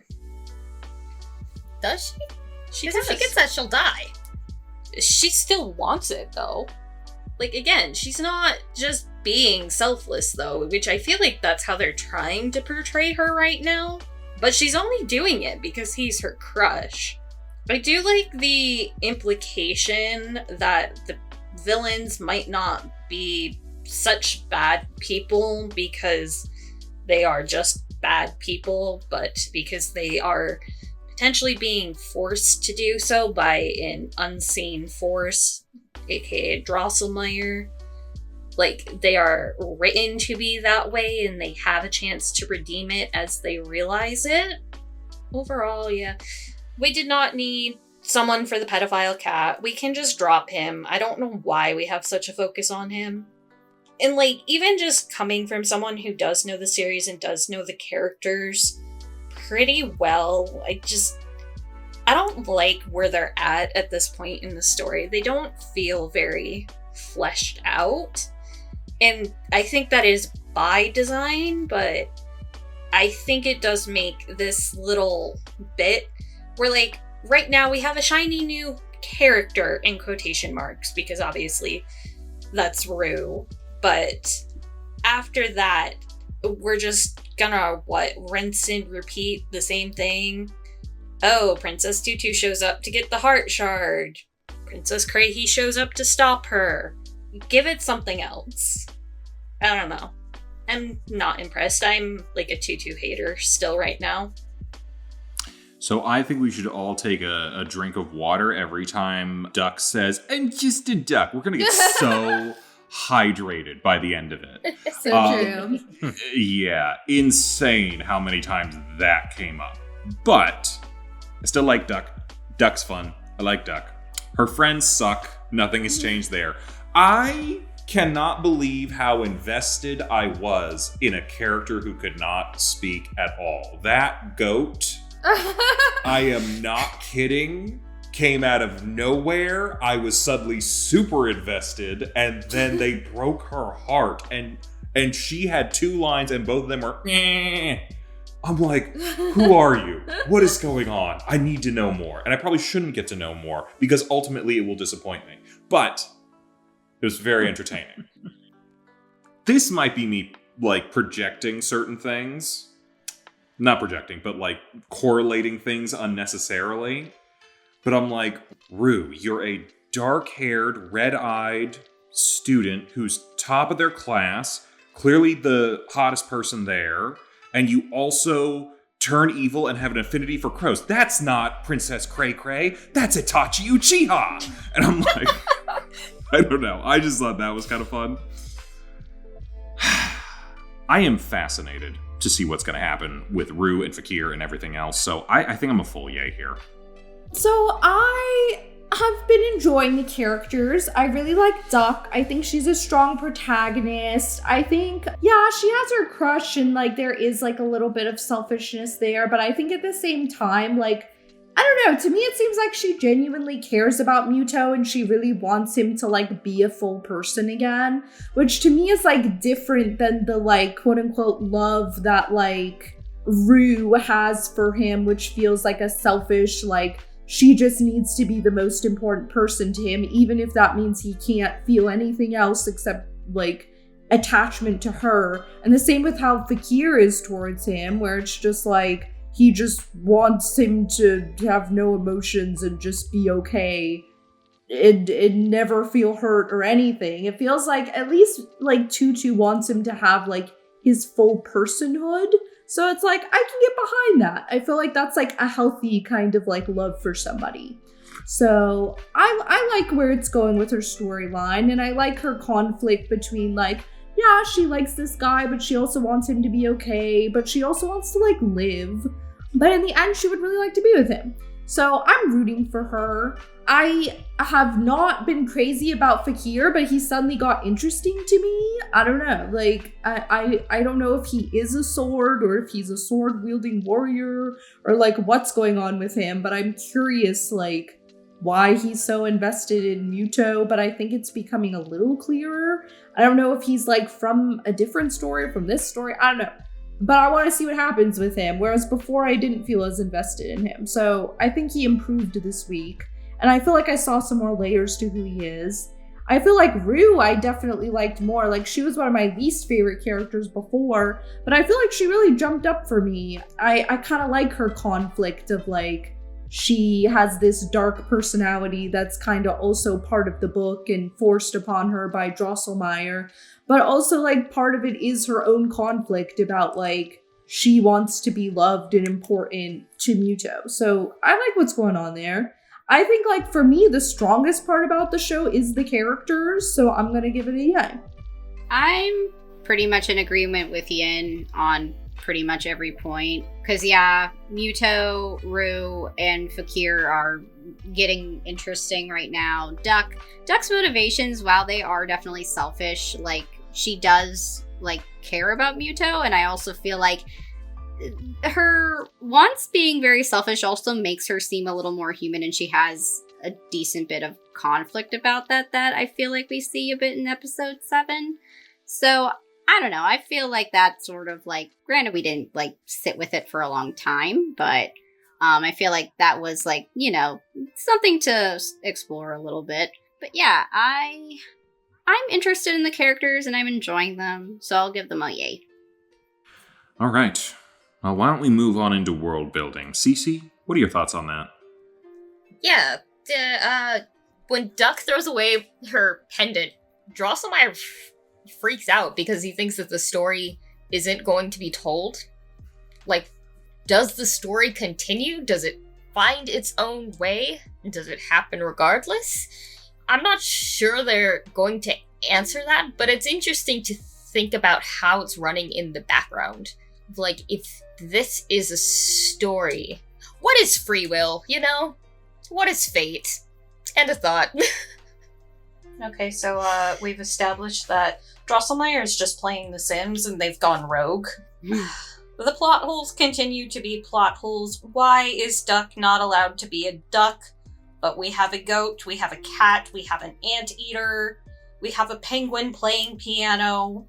We None also, of them are hey, stopped. I'd like to throw out, we also got a Chihuahua who talked shit on someone today. We did. Yeah. Speaking of dogs, has anyone thought about Pluto and Goofy? Oh, no. Why can Mr. Cat and the Chihuahua talk? What, they're the only ones that can talk. Anteater Rena could talk. Could she talk? Yeah. The goat She didn't talked mad shit on Rue. Anyways, that continues to be a very large plot hole that I fucking hate. And I don't think it ever gets satisfactorily addressed, so I will continue to harp on it. While I do think it's an interesting bit of thought to be like, oh, these characters aren't really evil, they're just being controlled by Drosselmeyer. I hate that in the world building sense for them. Like, I feel like that takes away so much agency of the characters that they've been building up. So while it's interesting, I'm also like, what a fucking cop-out. Just say Fakir is a shithead, but also, hey, he might not be that bad while also being a shithead. And also, like, I've complained about this for a few weeks now. I feel like they just keep flip-flopping Rue, and now she doesn't have memory of being evil, but Duck has memory of being Princess Tutu. Make it make sense. Also, I want to know more about the world they're in, where Drosselmeyer has such control, but also no control that he can not make the story continue, but he can interfere with the character to make them continue it for, like, what even is the world they're in? It's The Sims. Yeah, I honestly, The Sims was probably the closest thing that I could think of that makes the most sense. When your Sims aren't doing what they're supposed to, you take their free will away and resume control, though. Yeah. Or you just close it out. Well, This is the Sims version where that's not an option. ooh, what if it's The Sims where they actually have decent AI? Oh. My God. He's playing The Again, Sims in real life. I do know the answer why he can't assume control again, but I think it's a stupid bullshit reason, and it does not get explained in any of this, so fuck this shit. I will say that I'm also not a fan of at least the philosophical idea of you have no free will and like your fate is predetermined kind of thing by things beyond your own thing. I do enjoy it occasionally in a narrative, so long as the narrative eventually becomes, let's destroy the person who's telling us what to do. But I don't know that that's going to happen here. As far Tell as... us more about Chuck. Yeah, I'm basically Chuck. So, world building wise, I guess we could say that having more like things happening with Rue and stuff is more character kind of thing. It's a little bit of a world build, like she's also got powers or whatever, maybe. But yeah, it's I don't know. I don't know what to say about world building here. Like, this is a very character driven show, and I feel like it doesn't entirely always care about making sense as far as a world goes, because it is kind of fairy tale-esque. Not kind of, it is fairy tale in almost entirely. Like, we didn't really follow up on what did our music director, was he always an eel, or I thought he used to be human? Like, we have no idea. Maybe this is a pocket dimension. I don't know. There's a lot of fun speculation to go into with it. Ultimately, I don't think we're going to get any answers. So what do I judge it on? That, probably. It's not great. We do get other emotions, though, I guess. So that's something to add. It is an interesting idea that they can then read their own stories. But then do they have to follow them? I don't... This is fun to speculate about. I feel like it's the same thing like we were talking about like the other week with like Madoka and that, where it's like, this is a fun point of speculation. Ultimately, we don't have like a lot of really solid answers though. So I think I'm kind of a meh, maybe a light day, but like kind of a meh. Like, Yeah, I feel like world building is kind of rough to talk about with this one. I do like the overall storybook feel of this world. I think it's very whimsical and enjoyable. I think if I try to make sense of the world, it falls apart a little bit, but I think it's not invested in making sense because it is just like fantastical and whimsical. I like the deeper themes of like, yeah, do they have free will? Do they not? I think it will come to a head between her and Drosselmeyer because I think what he wants and what she wants are not going to align in the end. And I think we will get to see some deeper aspects of that. And also in terms of the prince, Muto, I forgot his name for a second, him as well. So I feel like those themes will be very interesting. And I like the kind of like, are they puppets on a string kind of world building aspect of it. So I guess in the philosophical sense, I enjoy this world. And in the storybook whimsy, I enjoy this world. In the details of like what's going on with the animal creatures and stuff, it's like, I don't know, weird. Also, like, why can't she be a duck? I agree that that's a little bit strange. Maybe she's just like, I can't be a duck and be with Muto. I don't know. Maybe she can't be a duck and dance. I'm not sure. There's too many questions, but it just raises too many questions. It raises too many questions. But in the end, I enjoy this world, but I don't know if it's particularly like, I don't know, geniusly crafted or anything, but it is a very like fun, whimsical world to exist in. So it's like kind of meh, I guess, but yeah. Actually, I might have to take mine back. Because now that I'm actually thinking about it, this world doesn't make sense. Who would be into the cat? No one. Full nay, makes no sense. Goats like trash. Oh, you know what? Never mind. That's Full yay, true. makes sense. That okay. Like, if it wasn't a goat, it would be a raccoon. Yes. When are they going to show a raccoon? That'd be fun. Yeah, I admittedly like the world that we are in right now is very confusing and doesn't necessarily make a whole lot of sense a lot of the time.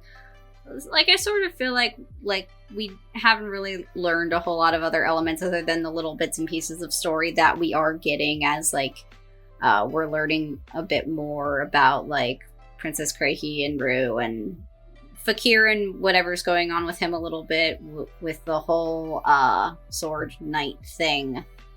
Honestly, at this point, I'm okay with it not making sense. Because, granted, I know the show is quite a bit longer, but also, again, depending on what it is, and like I said with Granbelm, I would have liked them to, like, make it make sense because they're introducing all of this magic stuff, but I'm like, okay, so how does this work when you didn't do this before, but it's now happening to other people? And there are no, like, hard rules, and, like, sometimes magic systems don't always work like that, which is fine, but it just wasn't making a whole lot of sense.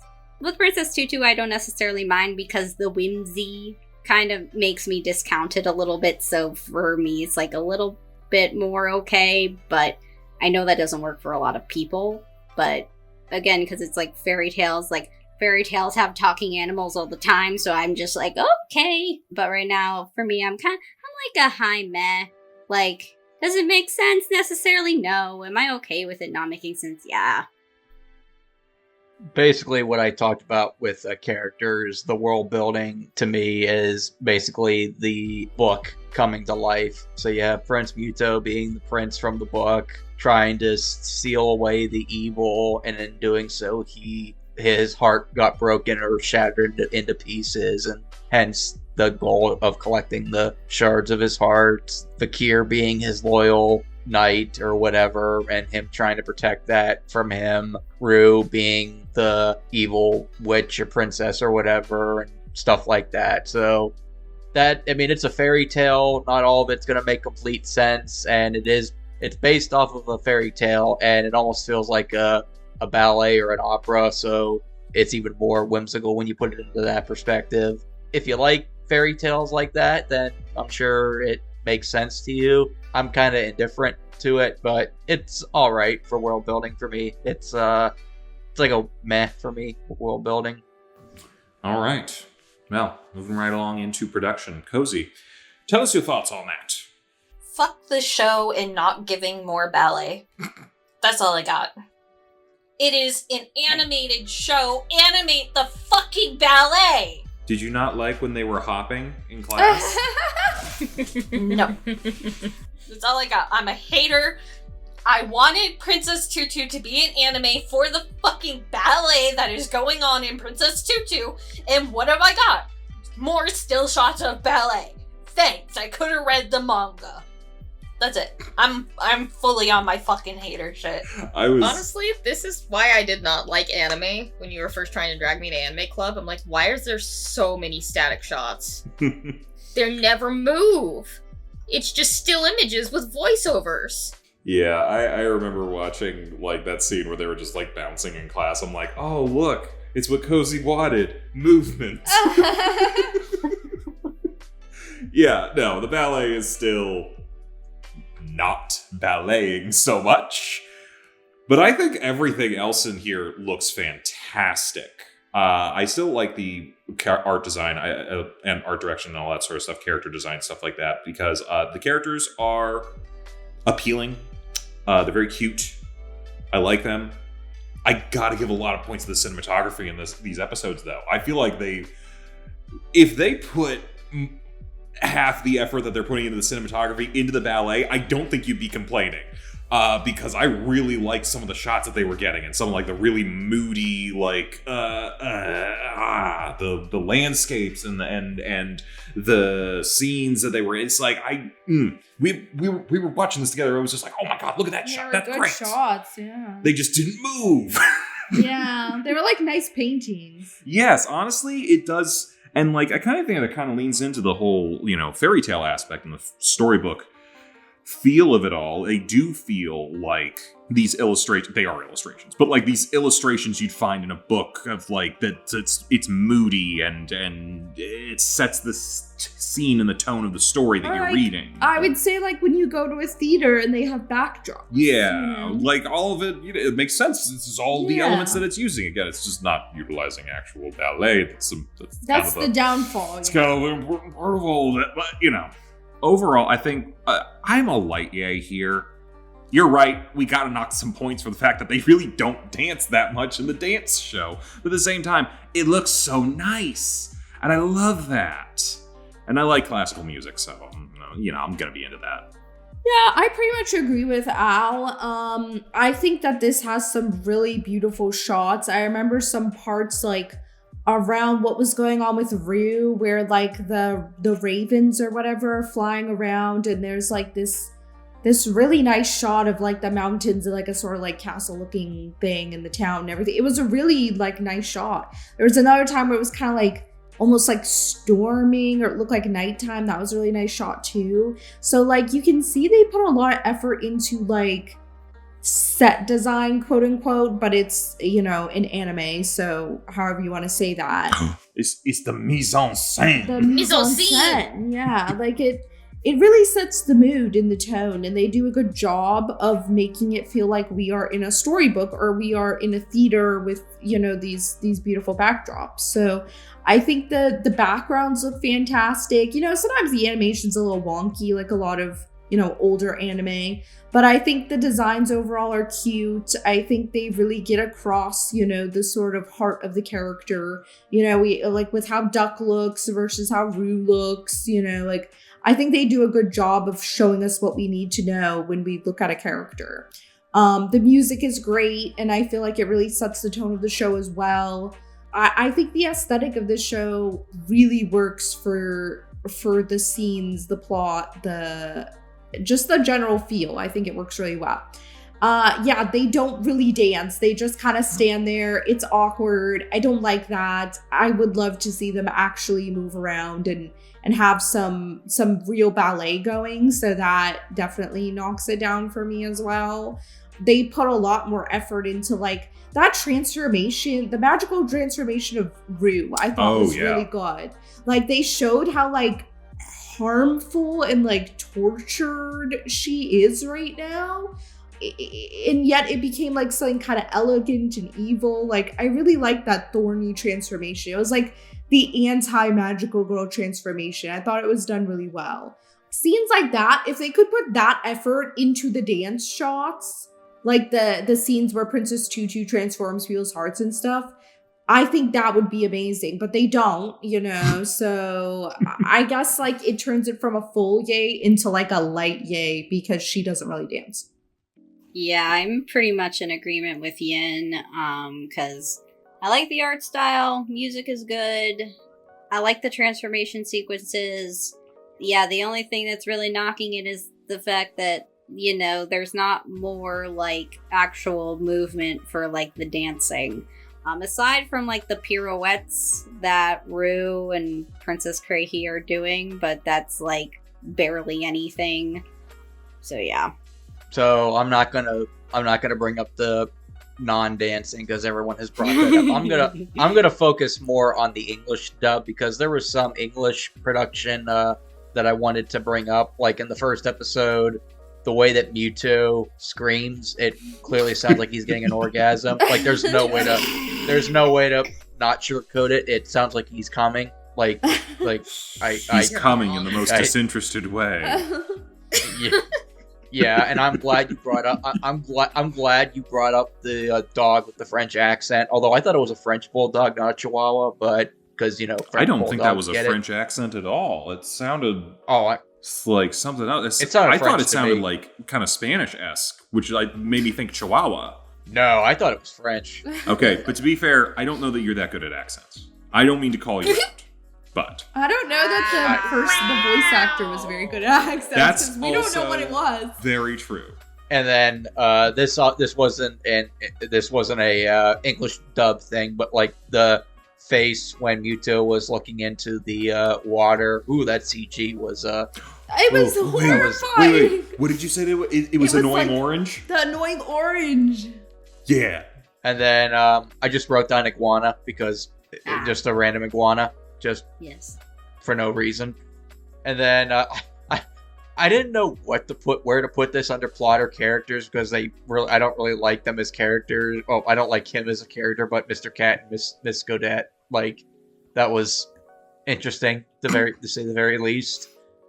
Just the way that she spun into the room every time she came in and just had the menacing JoJo pose, just stare, just meh. It was just like, okay, someone had fun animating this.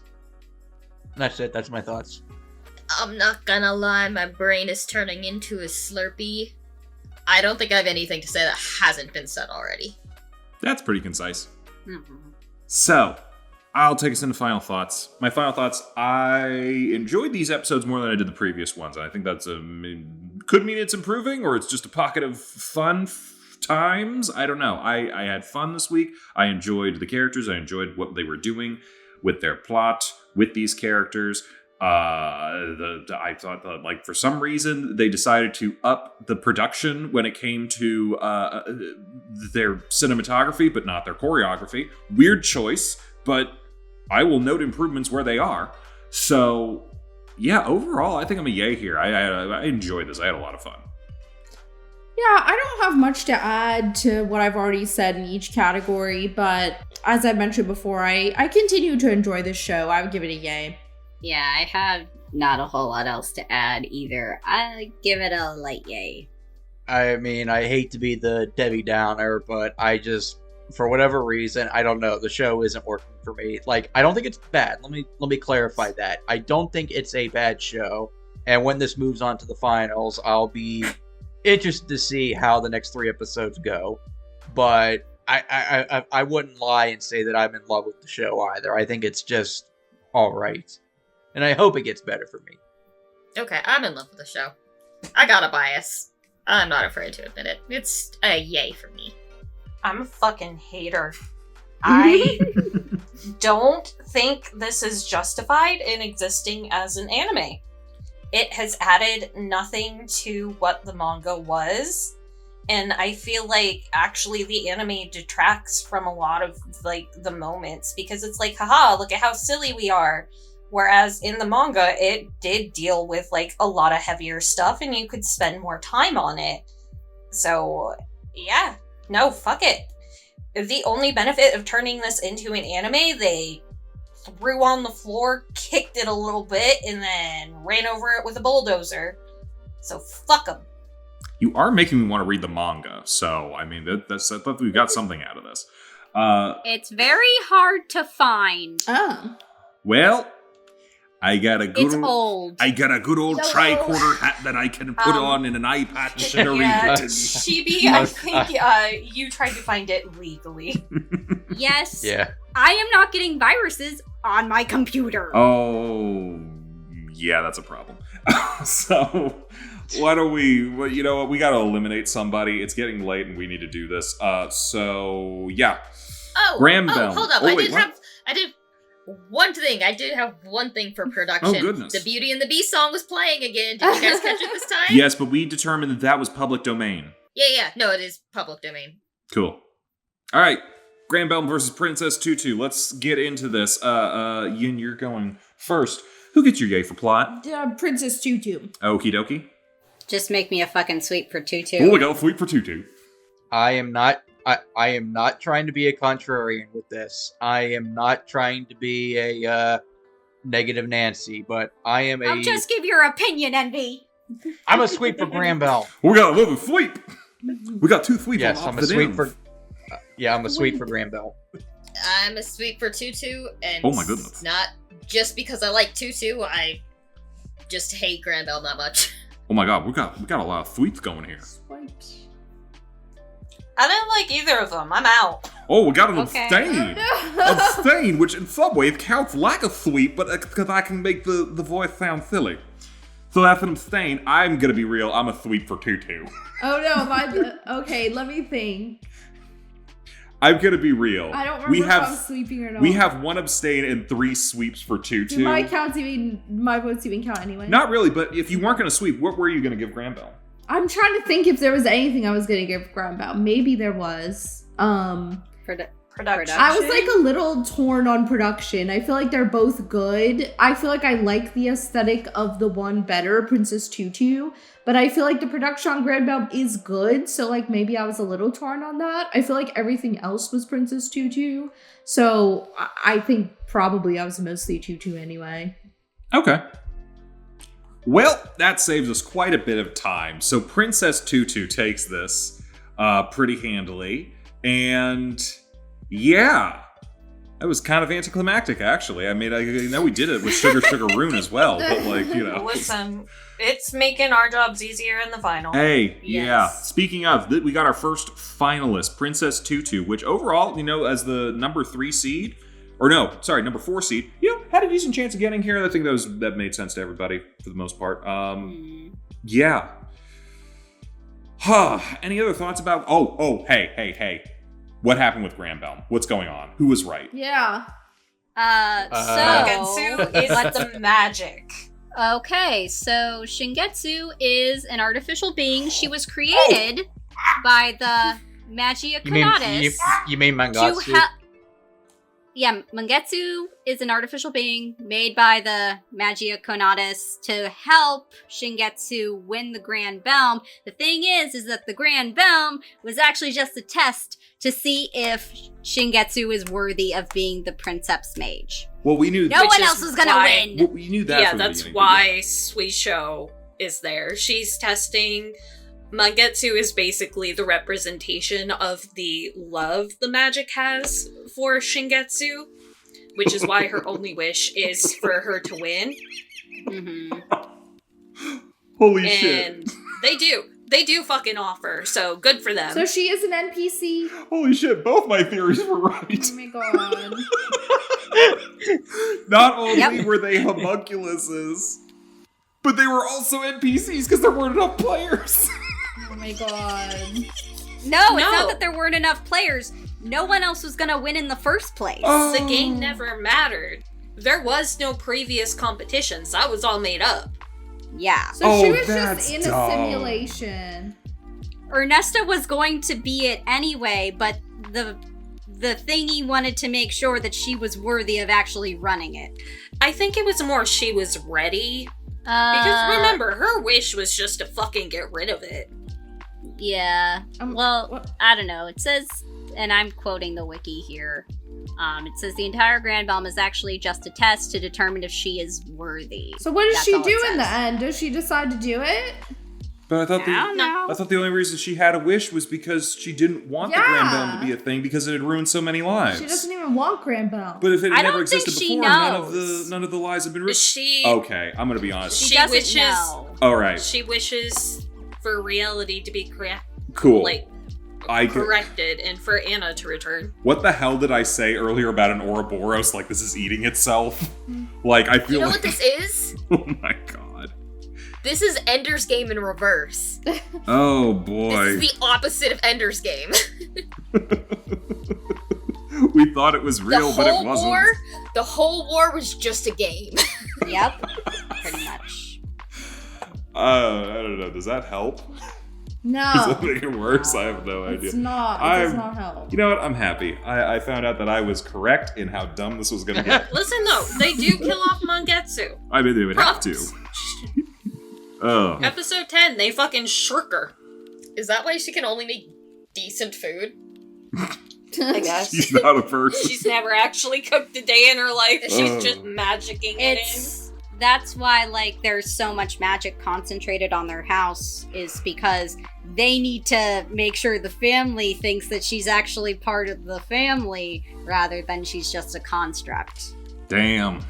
Well, I'm not watching the rest of that. But you know what we will be watching? Next week, Princess Tutu? we'll be watching Princess Tutu, but not next week. Next week, we gotta find another finalist.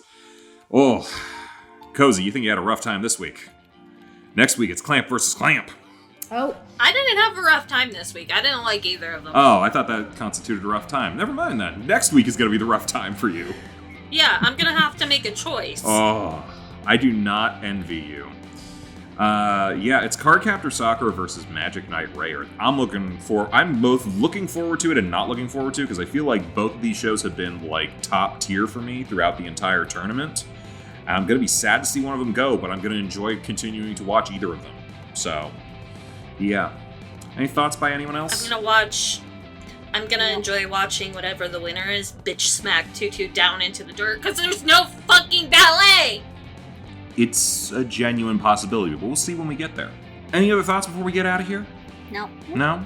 Hey, Cece, how's that scarf going? You finish up with week 5? Just about. Well, the last She row. stopped playing Genshin, so that's something. Yeah, I've returned to it. Okay, that's good. All right, well, you know what to do. Go down to the link in the description below, the Google Doc forum thing, whatever it is. You know where it is. It's down there, and you can click on that for a chance to win a down scarf there. that will definitely be done by the time the tournament is over. All right. Huh? We'll see you then. Bye-bye, everybody. Bye. Bye. Hey, thanks for watching, and if you haven't already, be sure to subscribe and ring the bell icon for notifications. If you enjoyed this video, give us a like, and if you haven't already, check out some of our previous episodes, our daily gaming videos, or our parody series Madoka Magically Abridged. See you next time!